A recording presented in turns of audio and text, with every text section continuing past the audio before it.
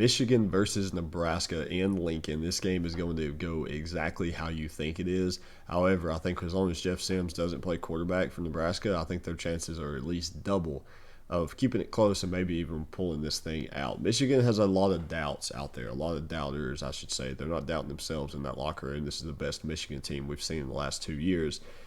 And Nebraska, you're about the same old, same old. However, Nebraska has not looked good the first couple weeks of the season. Michigan has not looked great by other standards in the first couple weeks of the season. What I'm going to do, I'm going to explain to you why Michigan deserves to be the number 2 team in the country, except I'm going with behind Florida State. If you haven't watched that video, go check it out. So let's break down into this game and just talk about some of the obvious. J.J. McCarthy, 3 terrible interceptions against Bowling Green. I mean, just straight up bad.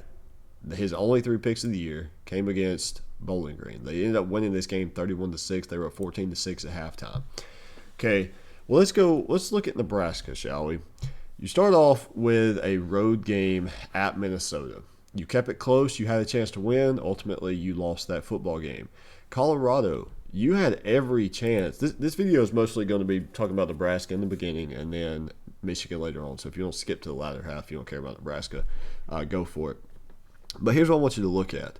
If you go to the play-by-play and look at the drives here, okay, you got Nebraska fumbles, punt, missed field goal. That should have been 3-0 Nebraska.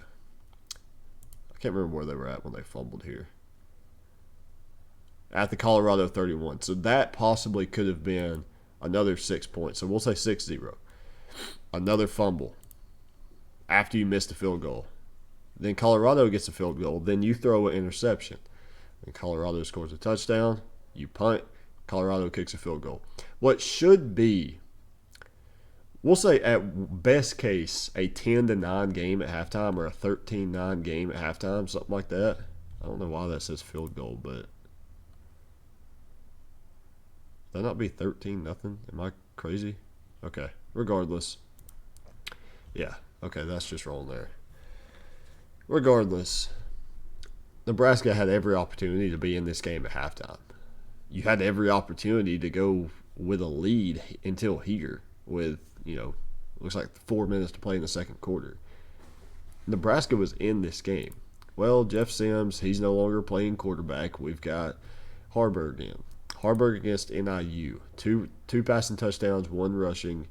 They win 35-11. Touchdown, 2 touchdowns in the fourth. I'd say that's pretty consistent. Let's check out how they did third downs. 8 for 14. Okay. 1 turnover, only 5 penalties, 36 time of possession. That's what you want out of Nebraska's offense. That's what you're going to have out of Nebraska's offense. Well, let's look at last week. Louisiana Tech, who is not good, guys. Not good at all. 8 for 17 from Harburg, 107 yards and a touchdown. Rushing, 312. That's key. 312 yards rushing. La Tech, 12 penalties for 100 yards. 3 for 11 Nebraska on third down. If Harburg is going 8 for 17, you're going 3 for 11 on third down, you're not going to win the football game. And realistically, it's not even going to be close. However, if you are able to rush for 312 yards, 6.5 yards per carry, I like your chances.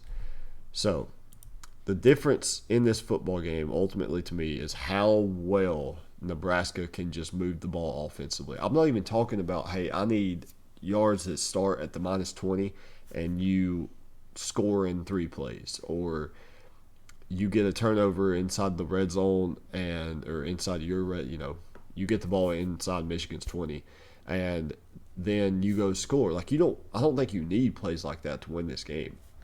I think if you can just capitalize, if you could put up 20 points and control the time of possession, there is a chance that you could win this football game. And I think ultimately that's the route that Nebraska may have to take.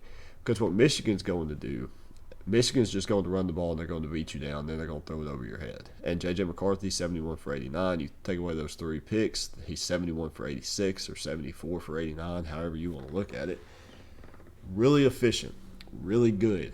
That's what you're going to get out of this Michigan team. Now, Nebraska's defense, outstanding. They've always had a good defense. They've had a really good defense this season. They proved that, especially against Colorado. They played really well against Minnesota. If you're holding teams to 13, 11, 14, Colorado game's kind of an outlier because Nebraska's offense gave them extra opportunities. Colorado's score is probably double what it actually should have been in that game. So if your defense is averaging 13, 12 points per game outside of that Colorado game, you should be 3-1, but you're not because your offense sucks. And that's just the nature of things, and I'm sorry to say it, but that's how it is. Let's look at Michigan again. 237 yards passing, 167 rushing, and only 80 rush yards allowed per game. Look at Nebraska, 46 rush yards allowed per game. These are two really good defenses, guys. It's going to be a low-scoring game. Over-under set to 40? I don't know, man. That's very tempting me because I think Nebraska can hang 14. We'll say worst case they hang 10.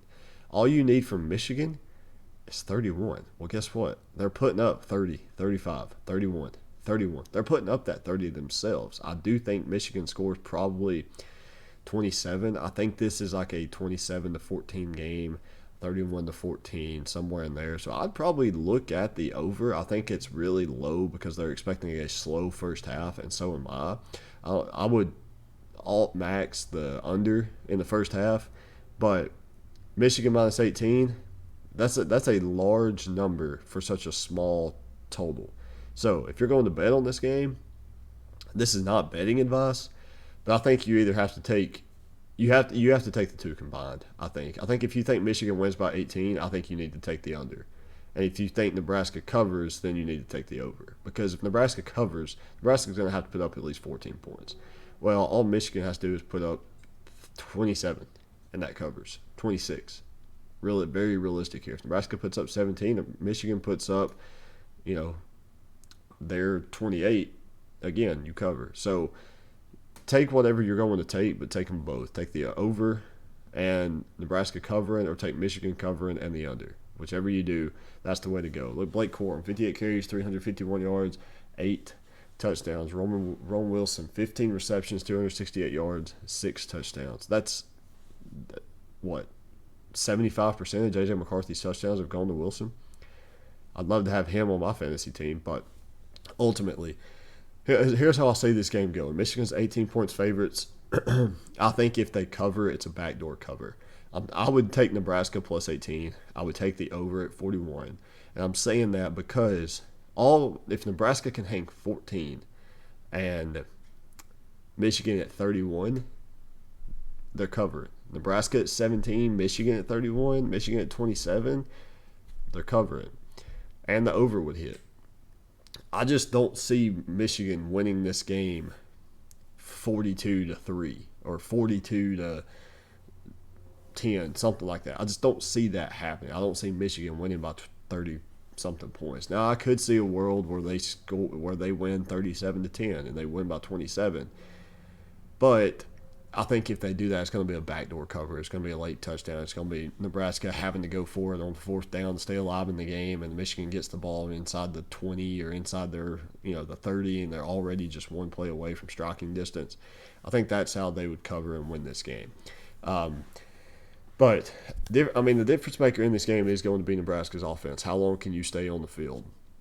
Michigan's defense, a lot of people were looking at, well, you beat Rutgers, Bowling Green, UNLV, ECU, and, well, you should have beat them by 50. Guys, give me an example of when Michigan has ever, without their head coach and play caller, when they have ever went out and just beat G5 teams by 40 and 50 points. That's not them. That's not what they are. That's not how they do things. They've been without their head coach for 4 weeks, guys.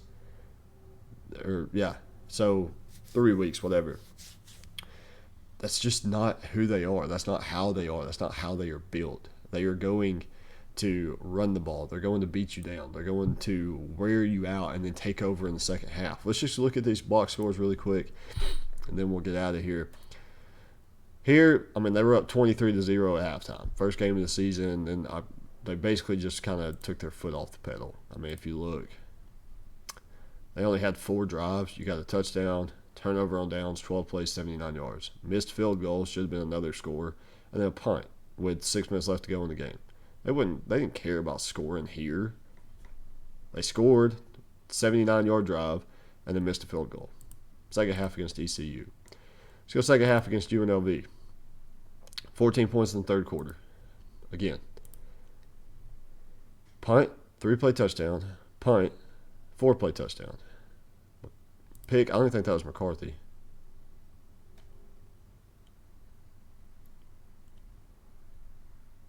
Okay. Punt with 8 minutes to play and then end the game. When you're up 35-0 in the third quarter, there's only so much you can do here. Second half against Bowling Green, 17 points in the third quarter. Let's look at these drives again, shall we? Punt, 1-play touchdown. 4 plays, 2-yard field goal. 3-play touchdown. Interception. 3-play punt. In the game. 17 points in the third quarter. So Michigan in the third quarter is just like a different football team, apparently. Again, here, 7, 7, 17 in the second half. Let's look at these drives. Field goal, touchdown, 10 plays into the game.